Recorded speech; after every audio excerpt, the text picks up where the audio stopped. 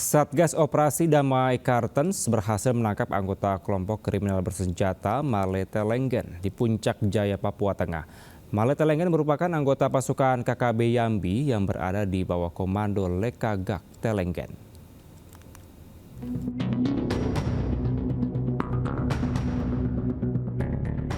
Personil Satgas Operasi Damai Kartens berhasil menangkap Malete Lenggen, anggota kelompok kriminal bersenjata di wilayah Puncak Jaya, Papua Tengah. Malete Lenggen merupakan anggota pasukan KKB Yambi yang berada di bawah komando Lekagak Telenggen. Penangkapan dilakukan di sebuah honai di kampung Wuyuneri pada Sabtu sore waktu Indonesia Timur. Sebelumnya keberadaan Malete Lenggen telah terdeteksi melalui observasi udara. Dalam penangkapan ini aparat turut menyita sejumlah barang bukti. Saat ini pelaku telah dibawa ke Polres Puncak Jaya untuk proses hukum lebih lanjut. Malete Lenggen diketahui terlibat dalam 2 tindak pidana pembunuhan.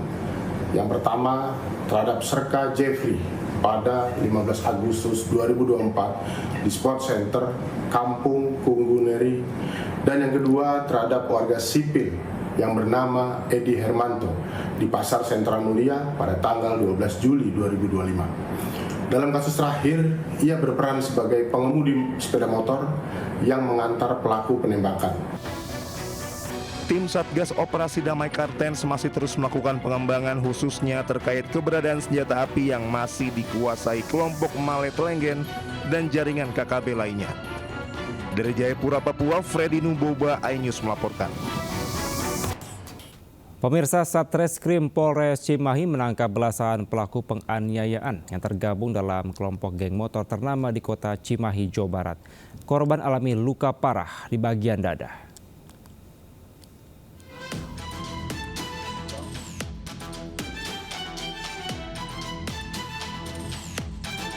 Anggota Satreskrim Polres Cimahi menangkap pelaku penganiayaan terhadap korban berinisial Z di kota Cimahi, Jawa Barat.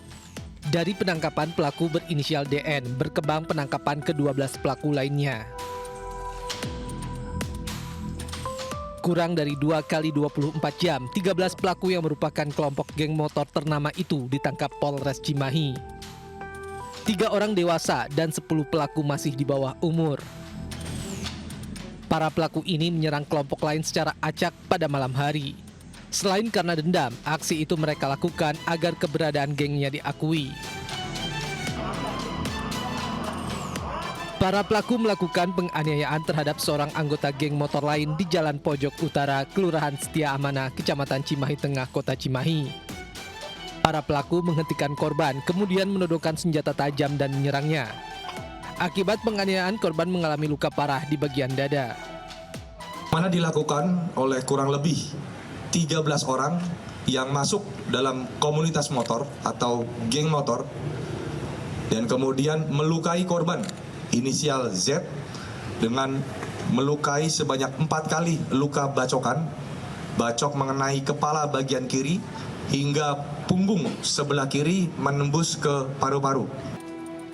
Akibat perbuatannya, para pelaku yang masih remaja itu terancam hukuman 9 tahun penjara.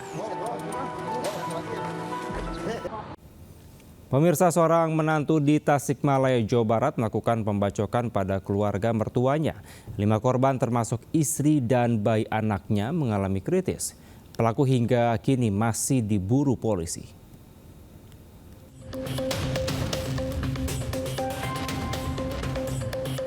Lima anggota keluarga di Kampung Ambarayah, Desa Sukadana, Ageragung, Tasikmalaya mengalami luka serius akibat aksi kekerasan diduga dilakukan sang menantu. Kejadian ini menggegerkan warga sekitar. Para korban ditemukan dalam kondisi bersimbah darah di dalam rumah, diduga akibat senjata tajam. 3 korban dirawat intensif di Rumah Sakit Dr. Soekarjo Tasikmalaya. 1 korban dirujuk ke klinik Suryalaya dan seorang bayi yang merupakan anak pelaku berusia 1 tahun dirujuk ke RSHS Bandung karena luka yang dialaminya cukup parah. Luka cukup parah, ada 1 luka kemudian di kepala. Itu pakai senjata tajam atau benda tumpul? Kurang tahu tak saya.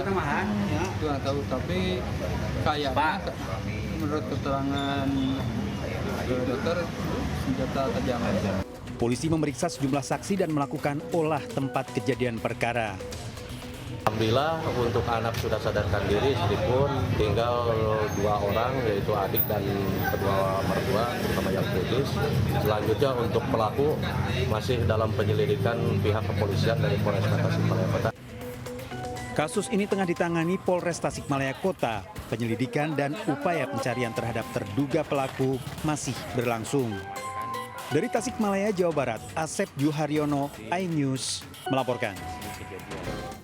Pemirsa, seorang pengemudi mobil ditangkap petugas Satlantas Polres Darmasraya dalam operasi Patuh Singgalang di Jalan Rita Sumatera, Kabupaten Darmasraya, Sumatera Barat.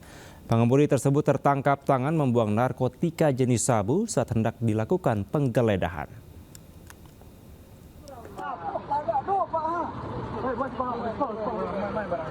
Seorang pengemudi mobil yang melaju dari arah Muaro Bungo menuju Sinjunjung dihentikan petugas karena menggunakan plat nomor palsu pada kendaraannya.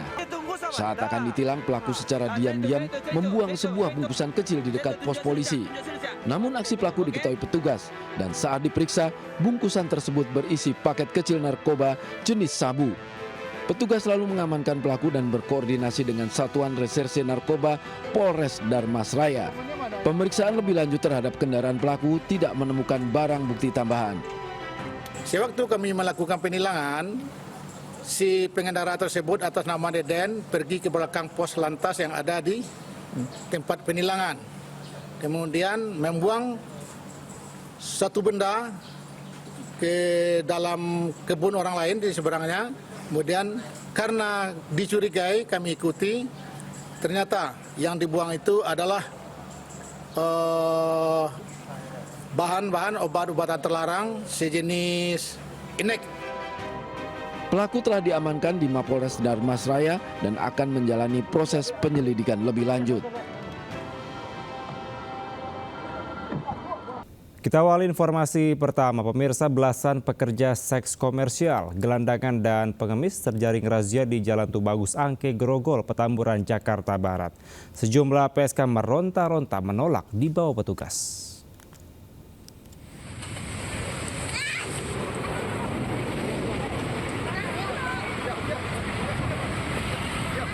Petugas Satpol PP merazia belasan pekerja seks komersial dan pengemis di Jalan Tubagus Angke, Grogol, Petamburan, Jakarta Barat. Sejumlah PSK meronta-ronta menolak untuk dibawa petugas.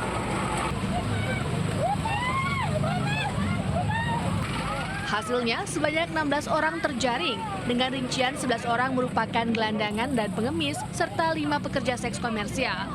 Razia ketertiban umum ini dilakukan karena banyaknya laporan masyarakat yang merasa resah.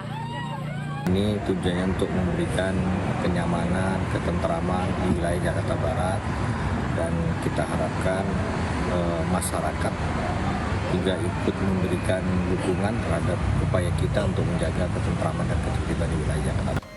Selanjutnya, PSK dan pengemis tersebut dibawa ke panti sosial untuk dibina. Dari Jakarta, Rio Manik, iNews melaporkan.